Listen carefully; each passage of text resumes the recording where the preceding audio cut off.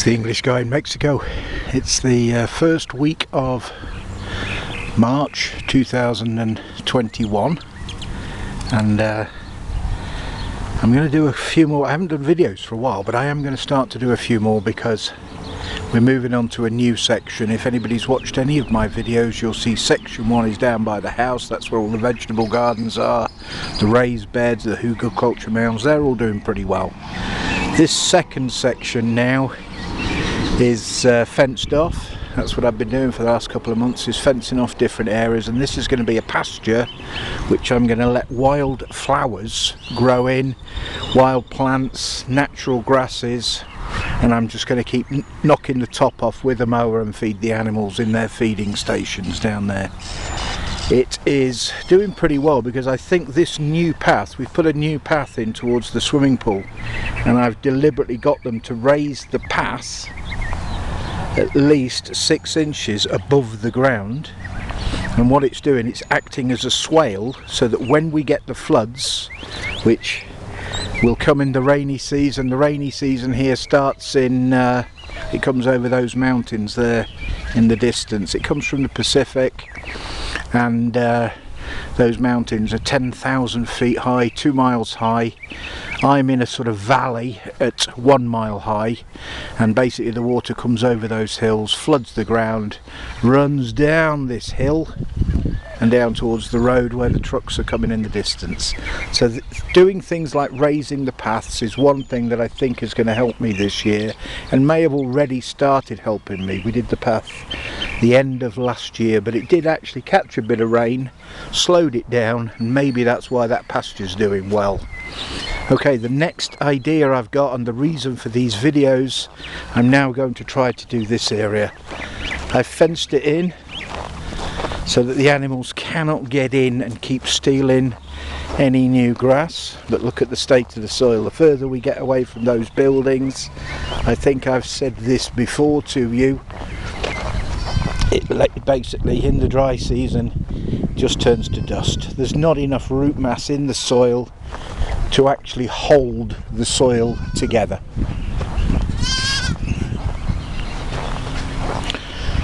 Okay, so there's quite a decent size area here. I need to do something with it, and I've already done a few videos a couple of years ago basically saying that in my opinion the best thing that will do this is a C4 plant, plants that do not get too stressed when we get the drought. C4 plants hide the CO2 in the interior of their plant, and it doesn't get confused with the oxygen. There's plenty of videos out there explaining what C4 is, and I'm going to use the sorghum. Sorghum here should do okay. Okay, let's see what size area we've got. These posts are set at roughly 4 meters apart. I think that when I did them, I think I did two posts difference between each post when I nailed up these fences. So each one of these spacings on the posts is 3.6 meters, and we have 1, 2, 3, 4, 5, 6, 7, 8, 9, but I'm probably not going to use the end one because I need that as a walkway into the field, but let's say 8. I'm going to break it down mentally. It's quite difficult when you're working on your own by hand without any equipment to do these bigger tasks. I find when I did the fencing, what I used to do is kind of break it up into chunks. I didn't try to do that whole fence in one day. What I said to myself is, look, if you do 4, that's not a bad, you know, afternoon's work or morning's work. You need to get things done in the morning here. It gets too hot in the afternoon, hits 40 degrees out here. I'm standing in 40-degree heat. I know because I've had a thermometer out earlier. 30 degrees in the shade. You don't want to be out here for too long, so you want to break it down into chunks of an hour, maybe 2 hours, and do an hour here, an hour there, and before you know it, at the end of the week you've done reasonable progress. If you try to do too much, I find you get incredibly bored, you get a bit of sunstroke, you don't feel very well when you're 64 years old. So what I've done, I'm going to use these posts, and I'm going to do one section each day of these posts. How do I know how much I'm doing? I've got a spray bar. I've got a Melna spray bar, which is the best spray bar I've got. It goes in a circle, even under very low water pressure. There's 100 meters of hose down towards the road there. So by the time that water gets up here, water pressure is pretty low, but that spray bar will give me approximately the width of those posts. If you stand back, look at the width of those posts, if I set that spray bar in motion, it will give me a nice circle to work with. Then what I do is I get a hoe. It takes about 10 minutes with a decent hoe to dig a trench around the outside. That holds the water in place and also defines my seeding area. Then I use a cultivator, which is a 4-tine cultivator, my favourite tool really.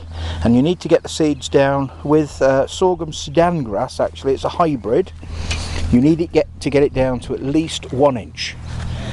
According to the instructions. So you score the ground in the middle inside your trench. You score it as deeply as you can, assuming that when you start raking it over, you're going to be back to about 1 inch, and you use the big rake to actually rake the seeds under the ground. So I will do a separate video to explain what I'm doing. I'm just really setting this out as sorghum planting number 1 in approximately 30 meters long by about 10 meters wide. So I'm going to do 300 square meters on that section, and then I'm going to do a few more individual circles in here in this grass.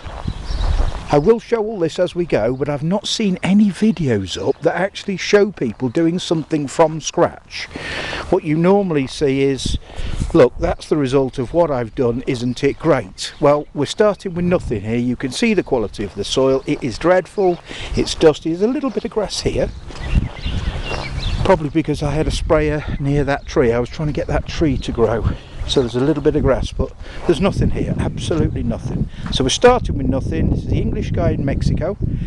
I'm going to do about 5 or 6 videos over the next month showing the progress of Sorghum-Sudangrass on very, very poor, light coloured, nutrient there are no nutrients. In fact, that's why the bottles of urine are here.